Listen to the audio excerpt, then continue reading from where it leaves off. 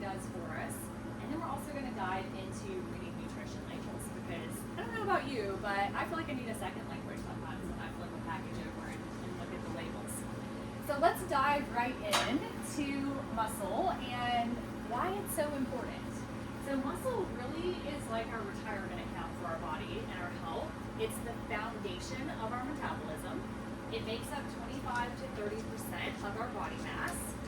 The stronger and healthier your muscle is, the more effective your body is at managing carbohydrates and fat. Some of the things that muscle does for us, healthy muscle increases our metabolism. The more muscle you have, the more calories you burn at rest.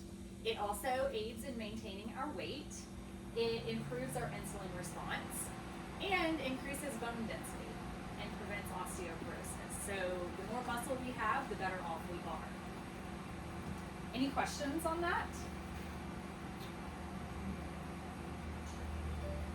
Oh, it was sliding for me. There we go. Okay, so before we dive into reading nutrition labels and nutrient-dense food, we're just going to cover macronutrients quickly so that you have an understanding of how those aid in maintaining and building muscle. There are 3 macronutrients. We have protein, we have fat, and we have carbohydrates. I know everyone already knows those words. Protein is an essential nutrient, meaning that our body does not make it on its own. We have to ingest the protein that is needed to obtain the 9 amino acids that are important for the functions of maintaining and growing your muscle mass. Fat is the same way. It is an essential nutrient, so that means our body does not make it. We have to ingest fats to obtain the fatty acids that are needed for cellular health, for hormone production, and for your brain health. And then unfortunately, carbohydrates are non-essential, meaning that we do not have to ingest them to survive. We do have to have protein and fat to survive, but our body will actually make glucose on its own in the liver when it's needed. Don't worry, we're not cutting out carbohydrates. We're going to talk about the best ones. Most of the time though, carbohydrates are the nutrient that we overeat because it's in virtually everything. Again, that's why it's important to maintain and build muscle, because the more muscle you have, the better you tolerate those carbohydrates.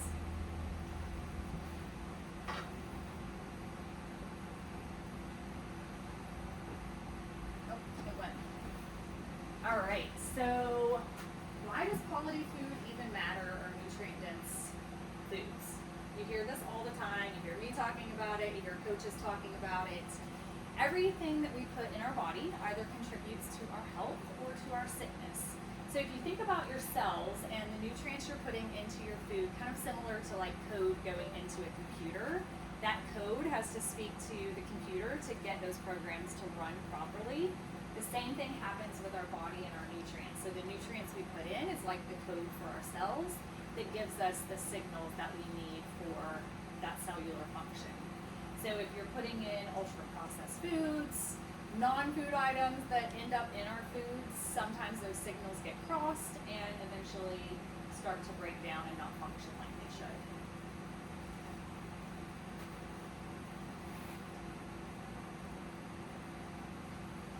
So ultimately, the better your food quality is, the more optimal your cells will function. And then unfortunately, I think a lot of times today, because we do have so many packaged delicious foods, we start eating out of boredom and emotions rather than providing nutrients for our body. So let's dive into reading food labels. This, again, I think sometimes feel like I need to have a second language to understand what is in food.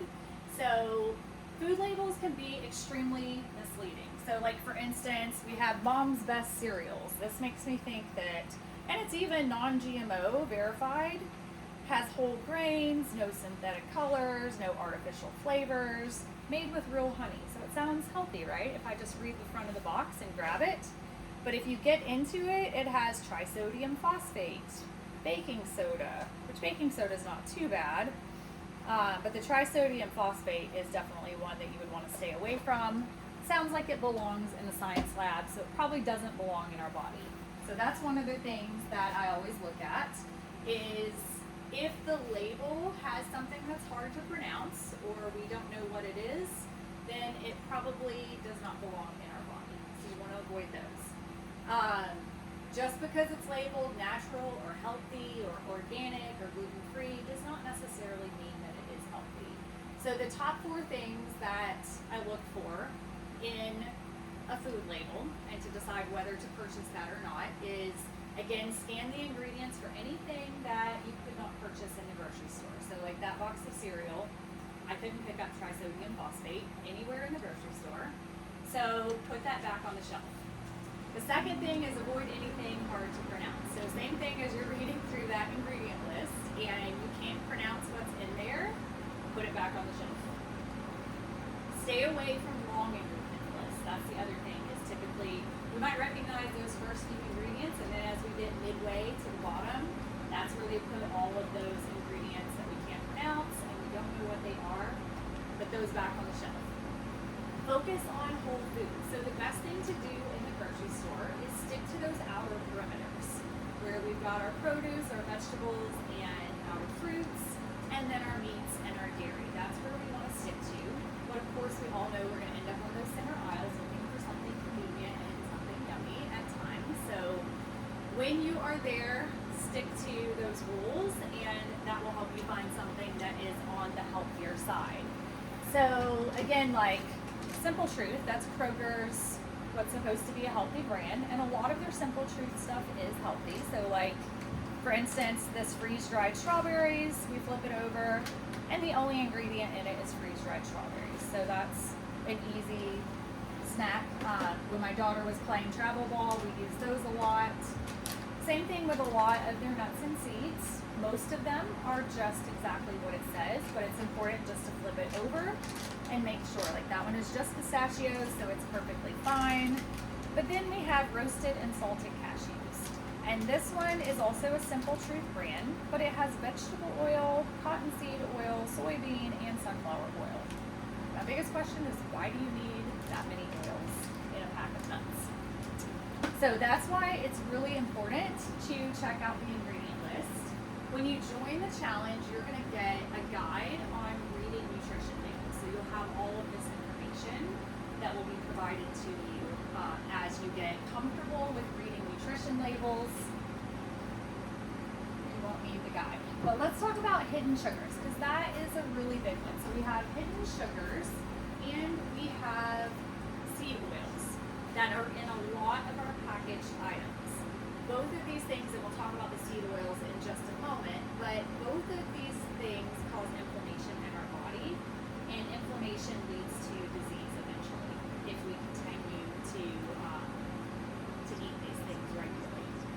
I'm not going to read all these names out to you, but you can see anything that ends in ose is a sugar, and then you have like your syrups like molasses, honey, agave, and then your sugars, brown sugar, cane juice, organic cane sugar. All of those are sugars, and our food companies have gotten really smart with their ingredient labels. So the way the ingredient label works is the first ingredient should be what is the predominant ingredient in that package. Well, to avoid putting sugar at the top of those ingredient lists, companies are now putting multiple different types of sugar in there so they can list them further down in the ingredient list. Yeah, so when you read through, you'll most likely recognize quite a few different sugars in different packaged items. So then you know it's heavy in sugar and you want to stay away from it. Seed oils, as we just saw, are hidden in everything. Sorry, the screen does not like my slide. So again, I won't read all the oils to you, but there are a lot of different seed oils. Again, these contribute to inflammation in the body, so eliminating those is the best thing that you can do. Healthy oils, olive oil is good, but you just want to make sure you're using a really good quality olive oil, so like an organic cold pressed. Avocado oil even will, I would probably opt to stay away from that as much as possible and go with olive oil if you're going to use an oil.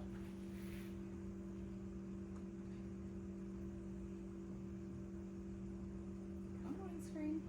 Okay, Then the last thing in the grocery store, your proteins. So even this can still be confusing. You're in the natural section with all of your proteins. What type of meat do you choose? So you're going to see all of these different claims on the front of the packages. Factory farmed animals, we really want to stay away from if possible, but I mean, remember, protein is definitely going to be a better option over anything ultra processed. So even if you can't afford to do grass fed or organic, that's going to be like your bottom tier option on your proteins. Ideally, an organic grass fed is going to be your number one option. I always remember or think whatever this animal is eating is what I'm about to eat. So thinking about that.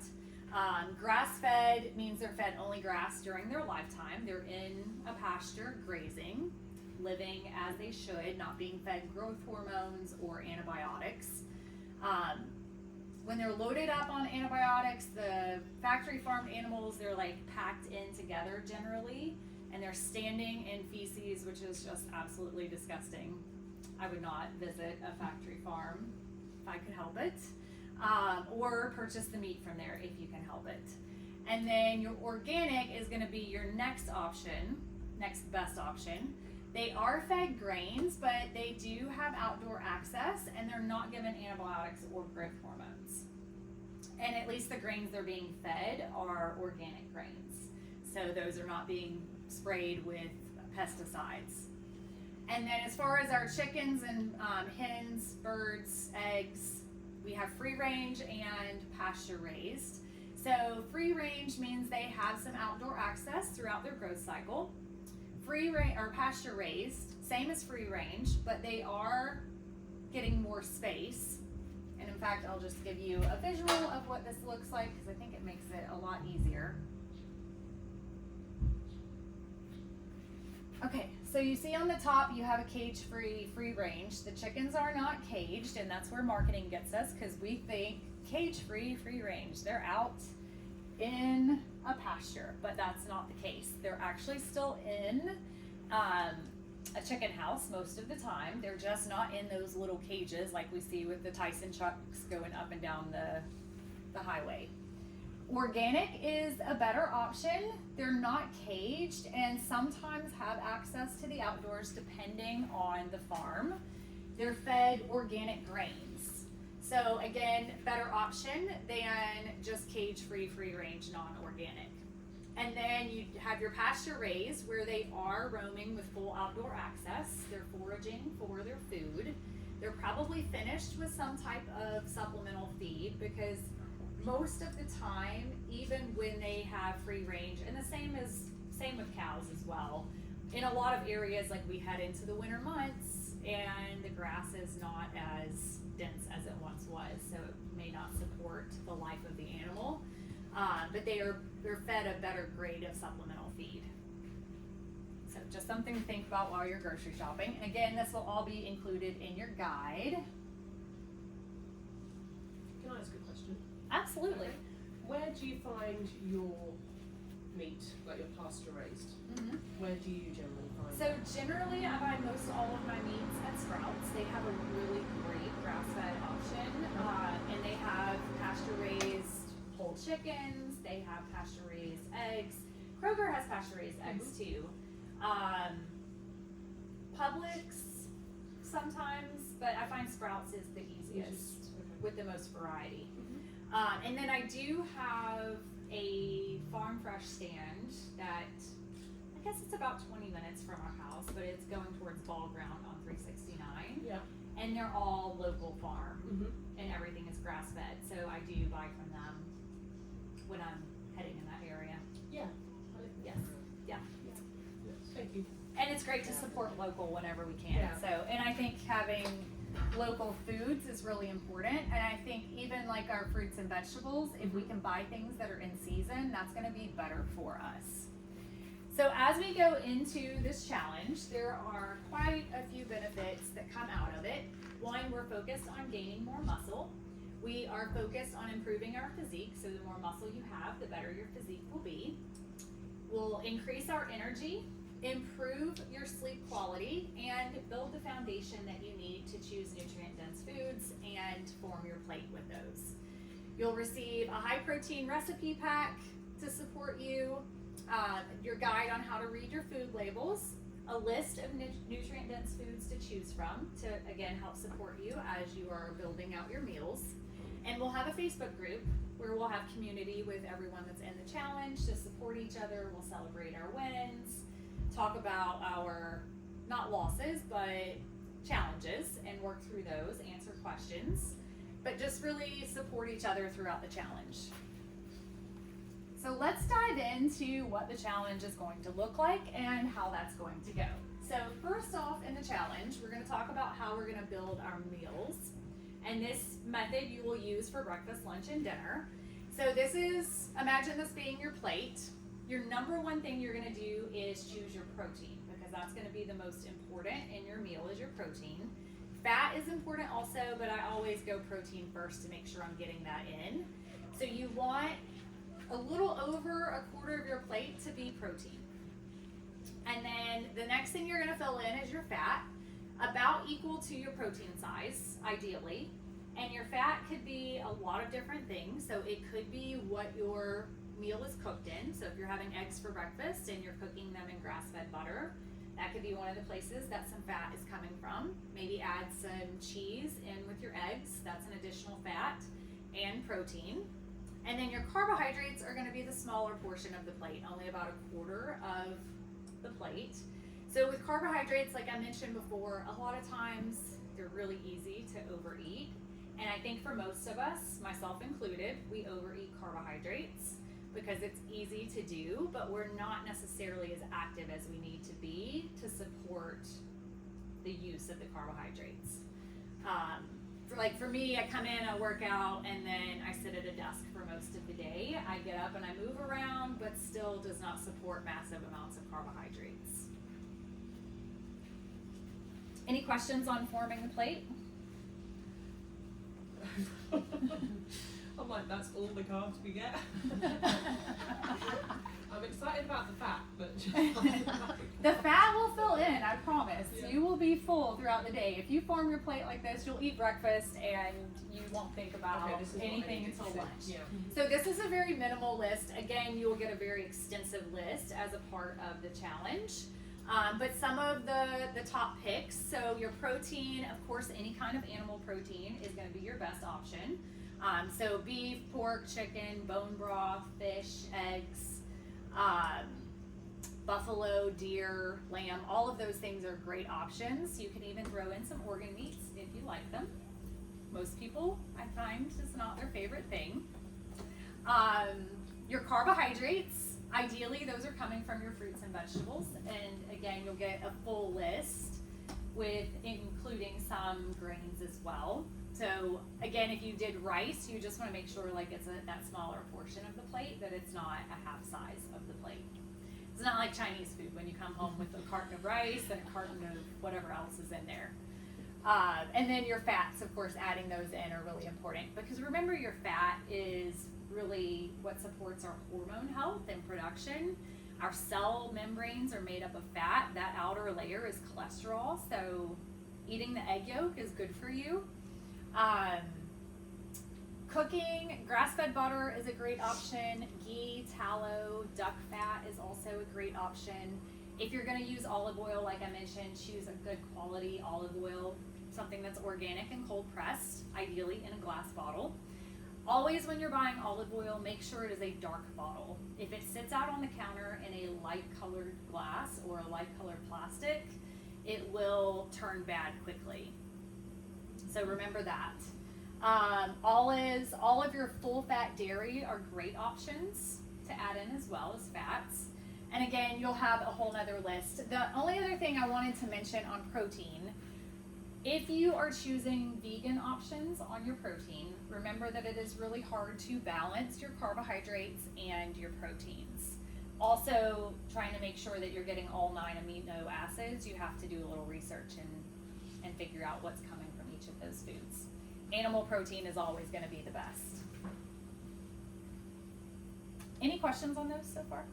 Sorry, I'm just like speeding through and not asking if anyone has questions. If you do, don't hesitate to jump in.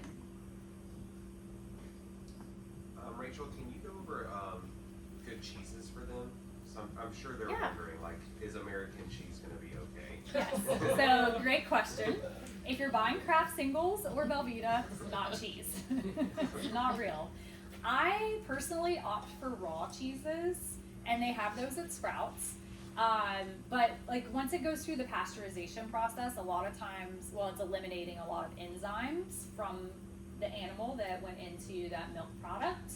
And those enzymes do actually help us digest the product better. So that would be my number one choice, would be a raw cheese or raw dairy. And then beyond that, if you're buying pasteurized, just make sure it is a good quality cheese. It's not like the wrapped singles, it's not a Velveeta ultra processed cheese. Does that, okay. Chris, there's gonna be fingerprints all over this TV. I'll clean them whenever we get done, but. All right, on top of our foods and being here in the gym, working out a minimum of 2 days a week, we are gonna focus on some additional healthy habits as well.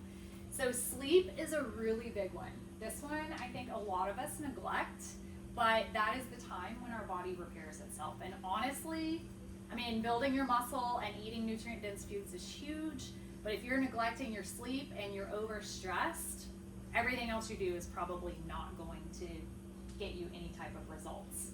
Your sleep, again, is when your body repairs itself. So interesting fact that I learned recently, the first 2 hours of sleep is when our body receives our biggest surge of growth hormone throughout the day. So if you're in here working out, your muscles need to repair, that sleep is where that's going to happen and muscle growth is going to take place. So make sure you're making a point to get quality sleep in. Again, hydration, that's a huge thing. Water is involved in almost every chemical process in our body, so we want to make sure that we're staying hydrated. Typically, what I recommend is about half your body weight in ounces a day. So if you weigh 100 pounds, you would drink 50 ounces of water. Just to keep that with really simple math, so I don't have to do any dividing and multiplying. Again, quality nutrient-dense foods that we've been talking about at each meal, and managing stress. That's another big one. So if we are constantly in states of stress and undergoing that flight or flight response, our body is constantly pushing out cortisol, which again makes it hard to get results from all the other great things you're doing. So managing stress, and I realize that there's some things that we just can't control with stress. It could be a work project, a family situation, but finding ways to manage that is going to be key. So some of the things that I do personally, I find that a long walk in nature goes a long way with clearing my head and just feeling better and refreshed. Also, meditation. I know a lot of people are not crazy about sitting with their own thoughts and being in the present moment, but it will help to relieve stress. The other, I think movement is a great option for managing stress. I don't know about you guys, but when I'm in here moving, I really don't think about anything else other than just getting through the workout, and it's kind of a nice break in the day. Or before you start the day. The others, I would say prayer is a great one if that is something you participate in. And then grounding is another great option. So if your yard is not sprayed or treated, take your shoes off and get out in the grass and just connect with the earth, and that helps a lot with managing stress. Any questions on any of those before I speed through to the next one?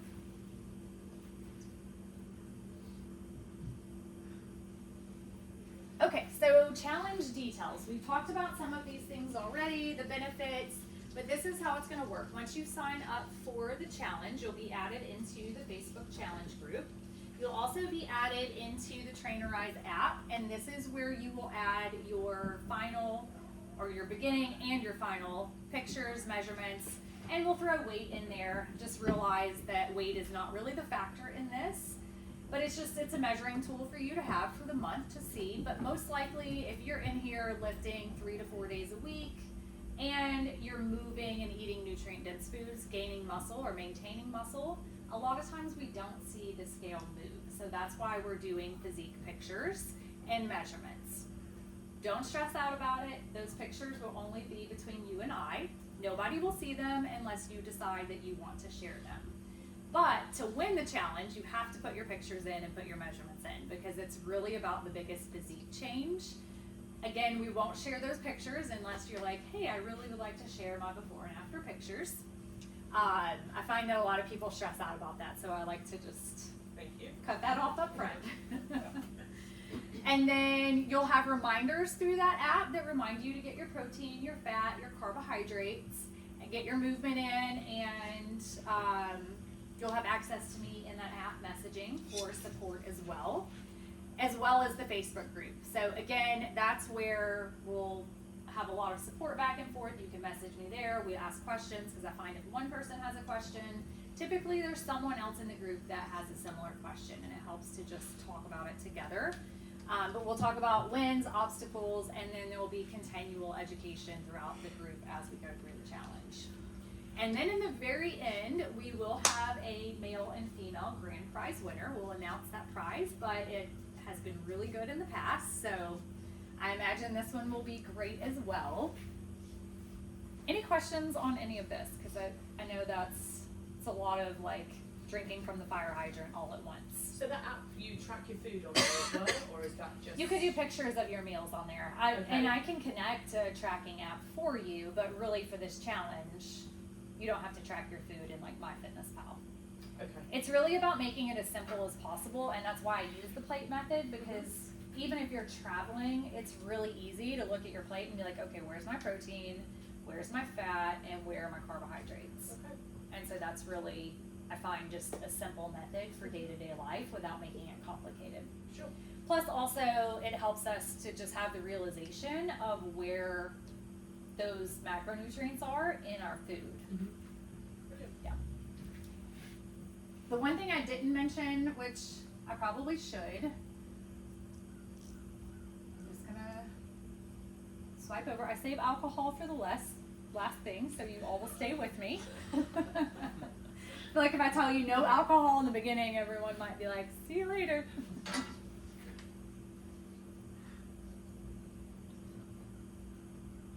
Okay, well, I'll just go through it without the slide. Maybe eventually it will come up. Anyway, I'm going to encourage you to eliminate alcohol for the 4 weeks.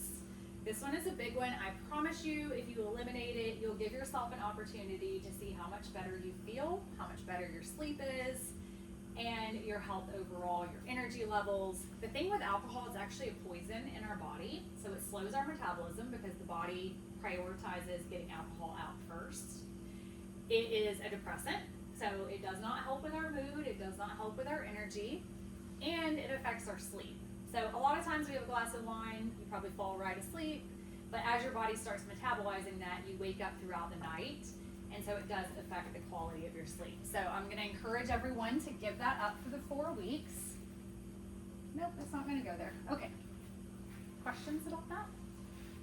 Nope. All right, so I did bring we kind of touched on a couple of these things, but I wanted you guys to see for yourself. So for instance, I did accidentally pick up non-fat as I was grabbing things, but still a great example. It's just plain Greek yogurt. The only thing in this is cultured non-fat milk. So feel free to come up, grab things, and look at it. And then I grabbed the 0 sugar option. When you flip that around, there's a whole list of ingredients in there with multiple different artificial sugars. That was the other thing we didn't touch on. Doesn't taste good either. No. No.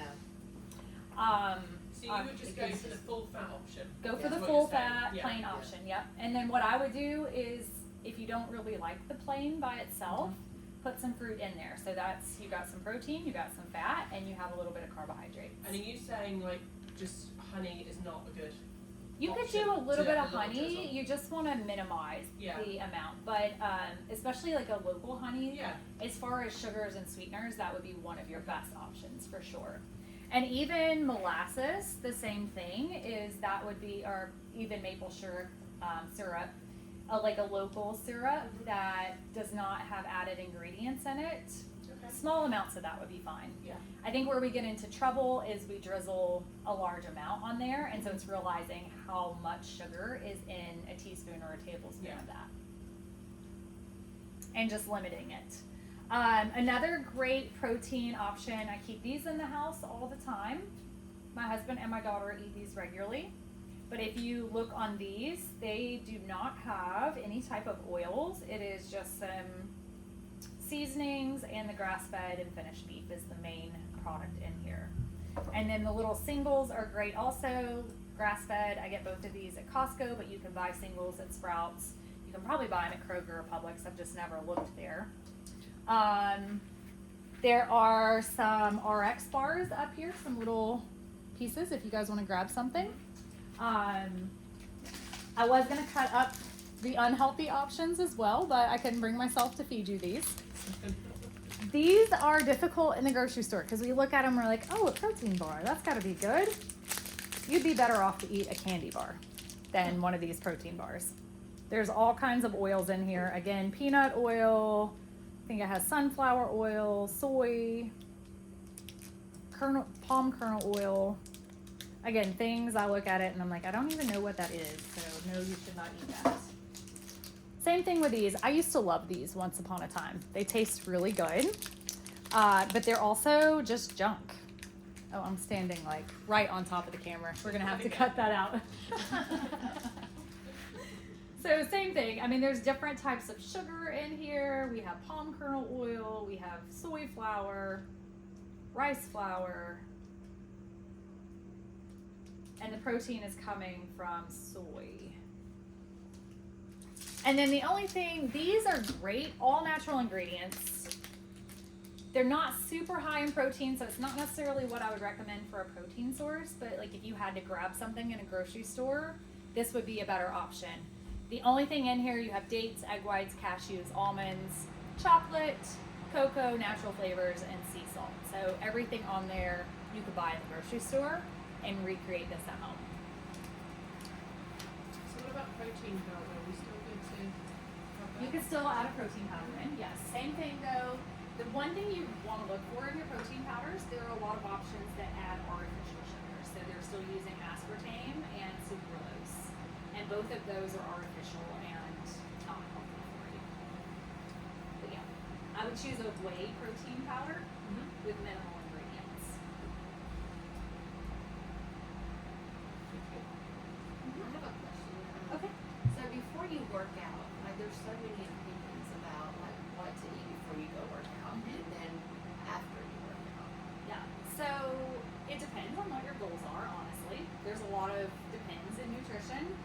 I find, like, if you're working out very early morning, I don't think that it's necessary, like, unless you were trying to, like, max out and, like, go, like, full on effort, you don't really have to eat a meal before you work out. What's more important is the meal that you're eating right after you work out, that it is formed like our plate, that you're getting probably at least about 30 grams of protein in that meal.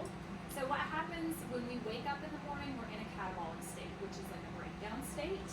And then once we eat that first protein dense meal, we move into an anabolic state. So that's the important thing, is you're in here lifting, and then you get home and have a protein dense meal. Yeah, great question though.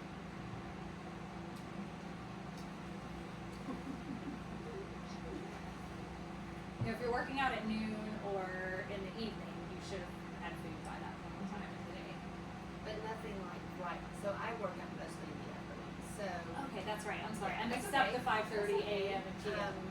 so like I have my breakfast, my lunch, and then a snack before I come, a protein bar before I come. Is that Yeah, that's fine. You just don't want to have anything super heavy, because then your body is spending energy trying to digest, and then you're working out, and so it can't figure out quite where to use the energy. So again, it's just going to be important that you get home and have a protein dense dinner. then one last question. Yeah, ask all the Energy questions. drinks. Like I have been drinking like those, I don't even know how to pronounce it, but you get them from the Costco. Energy drinks. Are those? I don't know the particular ingredients in that one, but in my experience, most energy drinks you want to just avoid. They're so good. They are. You know, one of the things that I have found that is really helpful is an electrolyte mix. Do that instead of the energy drink. I personally like Element. It's LMNT. You have to order them, but for me, I even got my daughter to stop drinking Celsius. I was like, I'll order you Element if you will just stop drinking those, please. And she gave up Celsius for Element. Wow. Did you say My husband, on the other hand, Oh, really? Huh. Element. Is it a powder or? it's a powder, yeah. Okay. They come in single packets. I personally, I used to use the full packet. It takes like a full cup of water to mix the packet in for my taste anyway. You'll find it has kind of like a salty taste to it, but I find it very satisfying. And it's also great like the days you're working out and you're sweating a lot to replenish those electrolytes. So what do you do for your sweet tooth? I mean, I go straight up. That's where Yeah. I'm going to have Very- dimples. No, it's a great question. I opt for fruit. If you like absolutely needed some chocolate or something like that, I would go with a really dark chocolate. Again, look at the ingredient list to make sure that it does not have a long list. And I would try my best not to make it a daily thing, if possible.